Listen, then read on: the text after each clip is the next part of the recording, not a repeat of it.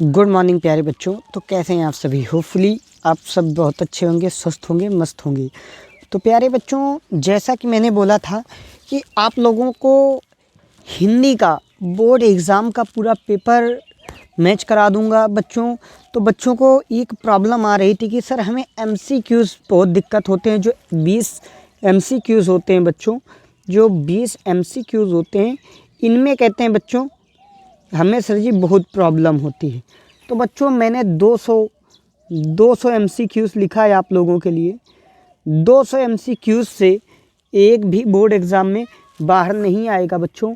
200 MCQs लिख दिया है और एक एक एमसीक्यूज़ को मैं आपको समझा दूंगा। बोर्ड एग्ज़ाम में भाई साहब इसके बाहर नहीं आने वाला है। तो आपको मैं 200 एमसीक्यूज़ पढ़ाने वाला हूं बच्चों। तो देखिए, समय ना अपना व्यर्थ करते हुए चलते हैं हम लोग अपने क्वेश्चन की ओर।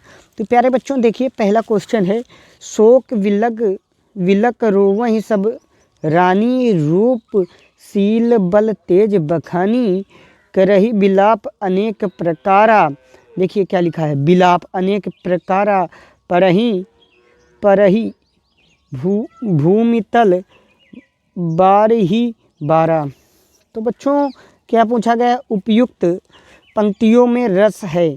तो देखिए बच्चों, बिलाप हो गया, विकल हो गया, मतलब रोवई हो गए, मतलब दुख की बात हो रही। बस आपको इतना समझना है, दुख की बात होगी तो कौन सा रस हो जाएगा? करुण रस। अच्छा बच्चों, करुण रस बताया तो आपके तुरंत दिमाग में क्लिक करना चाहिए कि करुण रस का सरजी स्थायी भाव क्या होता है। तो करुण रस का क्या होता है? शोक होता है। ठीक प्यारे बच्चों, इसी प्रकार हास्य रस का क्या होता है? हास होता है। दो ही तो आपके सिलेबस में हैं, तो बस दो पकड़िएगा। 50% तो सही इसी में हो गया कि दो में किसी एक को ठीक करना है, इन दो को तो छोड़ना नहीं है। ठीक, इन दो को छोड़ देना है। ठीक, तो ऑप्शन एलिमिनेट मेथड के थ्रू भी आप अपना क्वेश्चन सही कर सकते हैं। अब अगले बच्चों प्रश्न पर बढ़ते हैं। हंसी हंसी भजय देख दूल्हा दिगंबर को पहुनी जे आवे हिमाचल के उछाह में उपयुक्त में निम्नलिखित में कौन सा रस है? रस पूछना है। हंसी हंसी, हंसने की बात हो गई बच्चों, तो हंसी की बात हो जाएगी तो हास्य रस हो जाएगा। कौन सा रस हो जाएगा?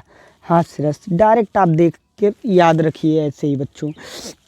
अगला क्वेश्चन है, हरि मुख मनहु मयंक पंक्ति में अलंकार है।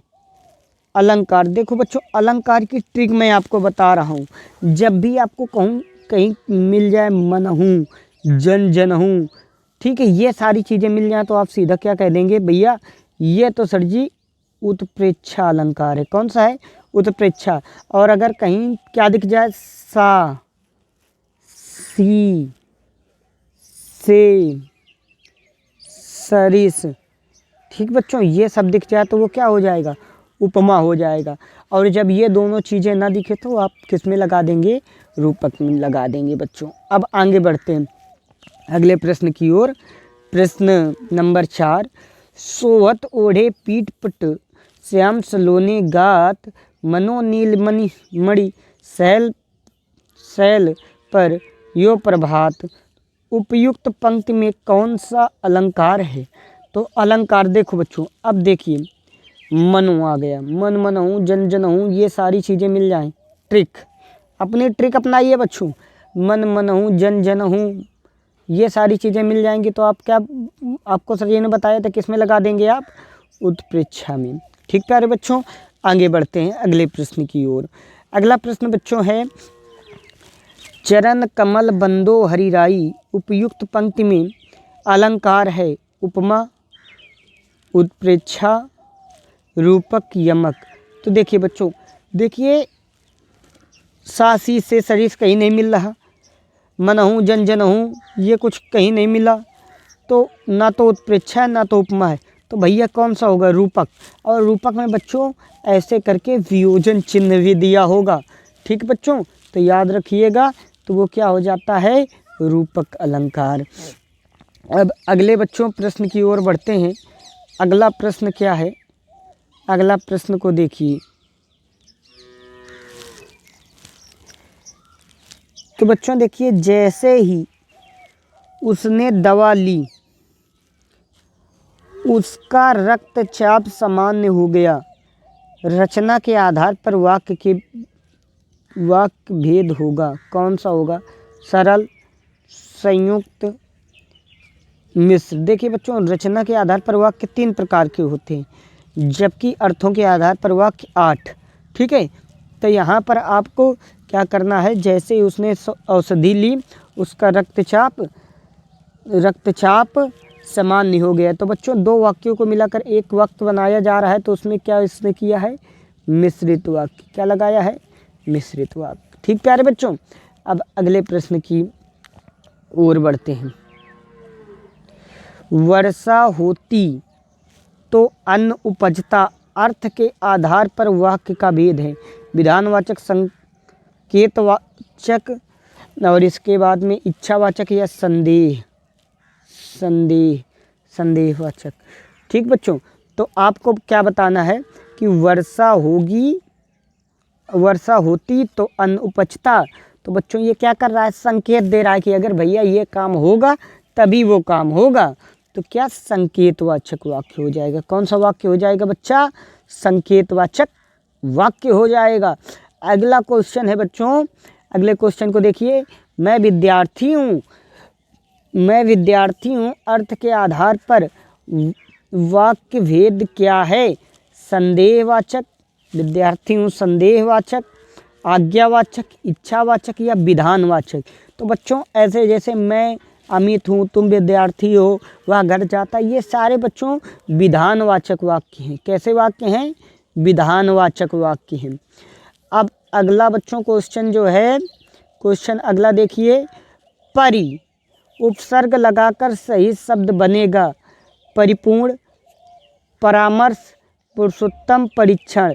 तो परि आना चाहिए, परिपूर्ण। तो क्या हो जाएगा? 9 नंबर का सही हो जाएगा बच्चों। अब आगे बढ़ते हैं। अनु उपसर्ग लगाकर सही शब्द बनेगा। अनुभव, अनाचार, अनौचित्य, अनार। तो बच्चों अनु होना चाहिए, तो अनुभव। क्या बना? अनुभव। अनुभाव। क्या बना? अनुभव। बच्चों अनुभव सही हो जाएगा। शताब्दी का समास विग्रह है। 100 वर्षों का समूह, 100 दिनों का समूह, 100 महीनों का समूह, इनमें से कोई नहीं। तो शताब्दी मतलब 100 और वर्षों की होती है। शताब्दी बच्चों कितने वर्षों की होती है? 100 वर्षों की। 100 वर्षों का समूह, ये आपका एकदम सही आंसर हो गया। गंगा यमुना का समास विग्रह होगा। तो जहाँ बच्चों वियोजन चिन्ह है वहाँ और लिख दीजिए, तो गंगा और यमुना। ठीक, तो यहाँ वियोजन चिन्ह की जगह क्या लगा दिया जाता है? और। तो बच्चों क्या सही हो गया? ये वाला। अगला क्वेश्चन है बच्चों, पंचवटी। रुक जाइए जरा सा बेटा। हाँ बच्चों देखिए, पंचवटी में कौन सा समास है? कर्मधारय, द्वंद्व, द्विगु, तत्पुरुष। तो पंचवटी देखिए बच्चों, जब जिसमें संख्या आ जाए तो उसमें कौन सा समास हो जाता है? द्विगु समास हो जाता है। कौन सा समास हो जाता है बेटा? द्विगु समास हो जाता है। अगला क्वेश्चन, अच्छी शब्द का तत्भव रूप है। तो ये बच्चों आँख का। अच्छी मतलब आँख, अच्छी मतलब आँख। ठीक प्यारे बच्चों, अब देखिए अगला क्वेश्चन है, तालाब शब्द का तत्सम शब्द होगा। तो तत्सम, तालाब मतलब तड़ाग। देखिए समुद्र नहीं हो सकता, झील नहीं हो सकता, महासागर नहीं हो सकता, तो क्या हो गया? तड़ाग। तो बच्चों ऑप्शन एलिमिनेट मेथड से भी आप कर सकते हैं। बादल शब्द के पर्यायवाची है, तो क्या हो जाएगा? बादल जिसमें जैसे अम्बुद, नीरद, तोयत जिसमें दा लग जाए, दा से दवायत, तो वो होता है बादल की पर्यायवाची। और जिसमें जा लग जाए तो वो कमल की पर्यायवाची होता है। और जिसमें धी लग जाए वो समुद्र की पर्यायवाची होता है। बच्चों ये ट्रिक है, सारे आप ट्रिक से भी याद रख सकते हैं, आप आराम से कर ले जाएंगे, कोई भी आपके बोर्ड एग्ज़ाम में आए। ठीक प्यारे बच्चों, अब आगे हम लोग बढ़ते हैं अगले प्रश्न की ओर। सतदल, उत्दल, वारिज किसके पर्यायवाची? वारिज, जा आ गया तो सीधा आप बताएंगे सर जी ये तो कमल की पर्यायवाची है। किसकी? कमल की। अब कह रहा है निम्नलिखित में से अग्नि का पर्यायवाची नहीं है। तो अनल, पावक, आग, आलय। तो बच्चों क्या नहीं है? आलय। क्या नहीं है? आलय। ठीक प्यारे बच्चों, अगले प्रश्न की बात आगे बढ़ते हैं। तद पुल्लिंग शब्द का चतुर्थी विभक्ति एक वचन का रूप है। तो तस्य। क्या है? तस्य। ये हो गया सही आपका। ठीक प्यारे बच्चों, जिनके आगे ठहर सके जंगीन जहाजी है ये वही प्रसिद्ध छत्रपति भूप शिवाजी। इन पंक्तियों में छंद है रोला, कुंडलिया, सोरठा, दोहा। तो बच्चों इनमें कौन सा छंद है ये आपको बताना है। ठीक प्यारे बच्चों, तो इसमें कौन सा छंद है? रोला है। क्या है? रोला है बच्चों। कौन सा छंद है? रोला। आप लोग इसकी मात्राएं निकाल लीजिएगा या तो फिर एकदम रट ही लीजिएगा, कोई दिक्कत नहीं है। अनुच्चर शब्द में उपसर्ग है तो अनु प्लस चर, तो कौन हो जाएगा बच्चों? अनु। क्या हो जाएगा? अनु हो जाएगा। अगले प्रश्न की ओर बच्चों बढ़ते हैं। अगला जो प्रश्न है बच्चों ये है उपन्यास। देखिए भूले बिसरे चित्र। तो देखिए भूले बिसरे चित्र क्या है? उपन्यास है विधा जिसकी के लेखक हैं। तो आपको उसके लेखक बताने हैं। प्रेमचंद्र हैं, भगवती चरण वर्मा हैं, यशपाल हैं या वृंदावन लाल वर्मा हैं। तो बच्चों कौन है ये आपको बताना है। तो भूले बिसरे चित्र के कौन है? भगवती चरण वर्मा है। कौन है बच्चों? भगवती चरण वर्मा है। अगला क्वेश्चन है बच्चों कमल का सिपाही के लेखक हैं। तो कौन है बच्चों? कमल से जो बच्चों यहाँ पर लिखने में थोड़ा सा मिस्टेक हो गया है। कलम के सिपाही के लेखक हैं बच्चों। तो कलम से जो कोई रिश्ता रखता है तो वो क्या हो जाता है? अमर। तो क्या हो गया? अमृत राय। और बच्चों इसकी विधा आपको कमेंट बॉक्स में कमेंट करनी है। अगला क्वेश्चन है लहरों के राजहंस के लेखक हैं। लहरों के राजहंस दो नाम हो गए, एक लहरों एक के राजहंस। तो दो नाम जिसमें मिल जाएं, मोहन राकेश प्रेम, ये दो कोई किसी में दो नाम नहीं तो मोहन राकेश हो गया पहला आपका बच्चों आंसर। अगले प्रश्न की ओर बढ़ते हैं। मैला आंचल के रचनाकार हैं। मैला आंचल तो बच्चों कौन होगा? मैला आंचल किसका होता है? जो कपड़े फटे वटे पहने हो। कौन पहने होता है? फड़ीस। जो आप देखो फटी कोई कपड़ा फटा ही तो पहनेगा। तो फड़ीश्वर नाथ रेणु। तो फड़ी मतलब फटे कपड़े पहनने वाला फड़ीश्वर नाथ रेणु जी हैं। तो भी तो उनका आंचल कैसा है? मैला है। ऐसे करके बच्चों याद रख लीजिएगा। बाकी किसी की व्यक्तिगत भावनाओं को ठेस पहुंचाना ये मेरा वो नहीं है, बस आप लोगों को याद कराने के लिए ऐसा मैं वो कर देता हूँ कि बस 2-3 दिन की बात है भाई, बोर्ड एग्ज़ाम में आप पूरा करके आएंगे। देखिए बच्चों अगला प्रश्न है सूरज का 7वां घोड़ा हिंदी साहित्य की कौन सी विधा है? निबंध, उपन्यास, डायरी, कविता। तो बच्चों सूरज का 7वां घोड़ा ये उपन्यास है। क्या है? उपन्यास है बच्चों। ठीक, अगले प्रश्न की ओर बढ़ते हैं बच्चों। देखिए जितने भी सन वाले क्वेश्चन है वो मैंने आपको एकदम क्रम वाइज करा दिए हैं। निम्नलिखित में से रीत काल की काल अवधि बताइए। तो रीत काल की बच्चों काल अवधि आपको बताना है।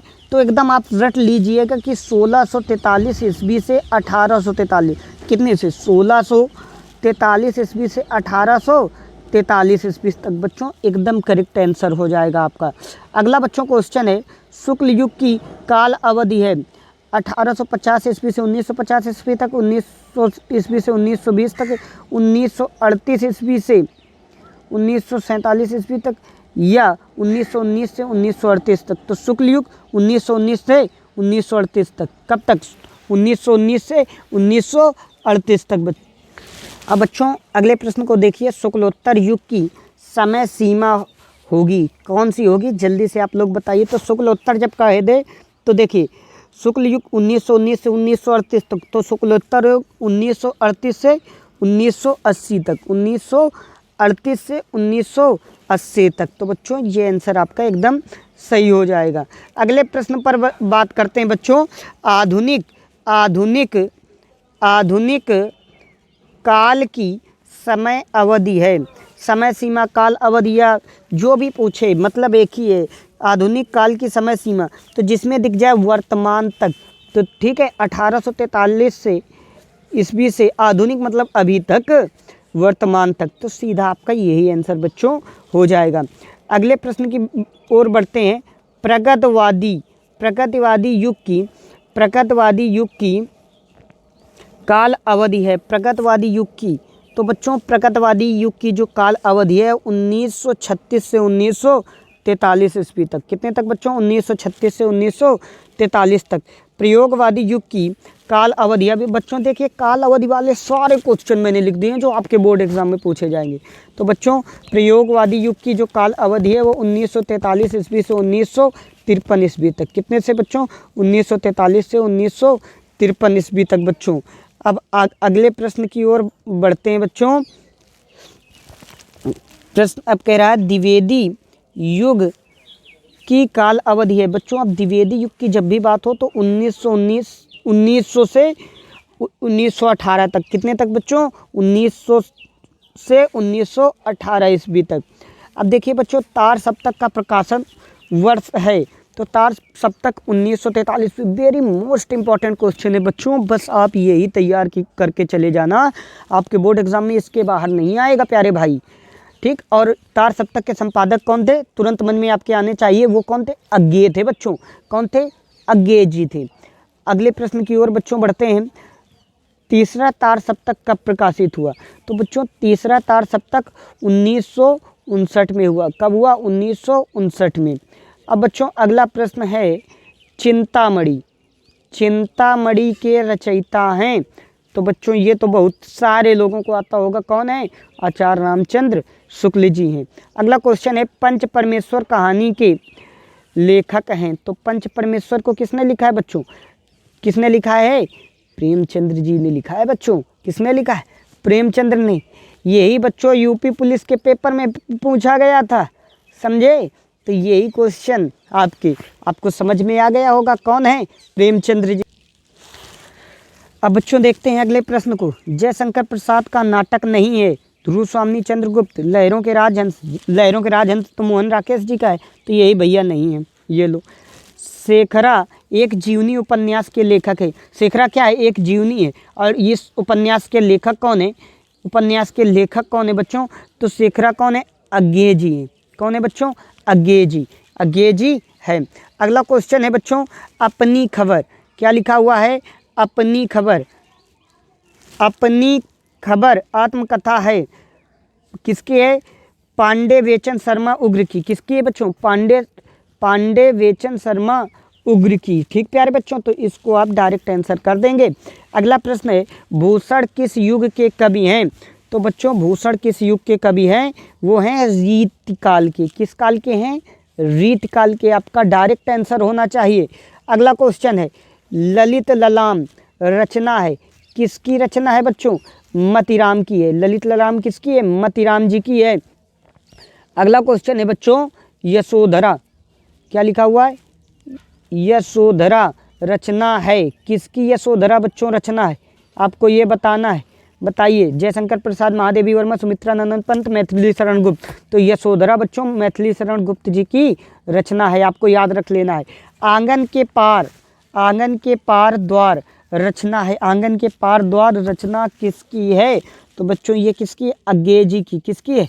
अज्ञेय जी की। डायरेक्ट आप लोग एकदम इन्हीं को बस बेटा लर्न करके चले जाना, कहीं से पढ़ने की ज़रूरत नहीं है।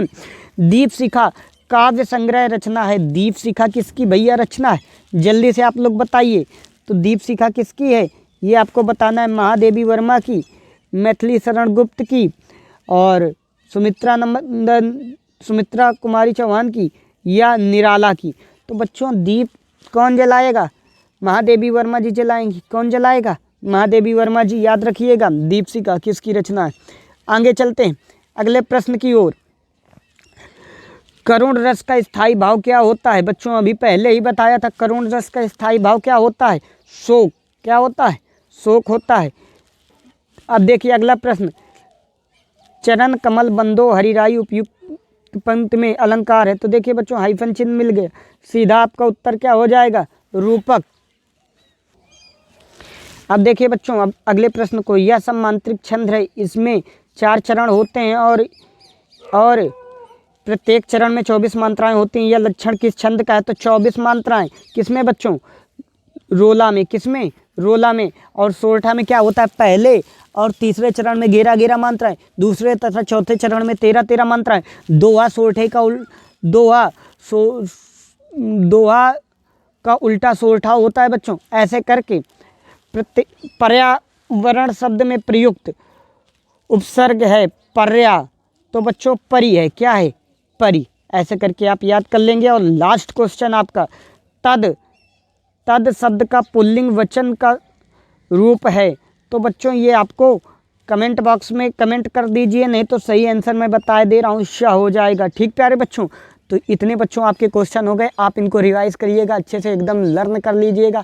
आपके भाई साहब बोर्ड एग्ज़ाम में इसके बाहर नहीं आने वाला, तो प्लीज़ आप इसको तैयार कर लीजिए। और MCQs आपको पढ़ने की ज़रूरत नहीं है मेरे भाई, मैराथन देखने की ज़रूरत नहीं है, 2 घंटे बर्बाद करने की ज़रूरत नहीं है। ठीक है दोस्तों, तो अगर आपको ये वीडियो अच्छा लगा हो तो शेयर करिए, लाइक करिए और कमेंट करिए और चैनल को सब्सक्राइब ज़रूर करिए। तो जय हिंद फ्रेंड्स।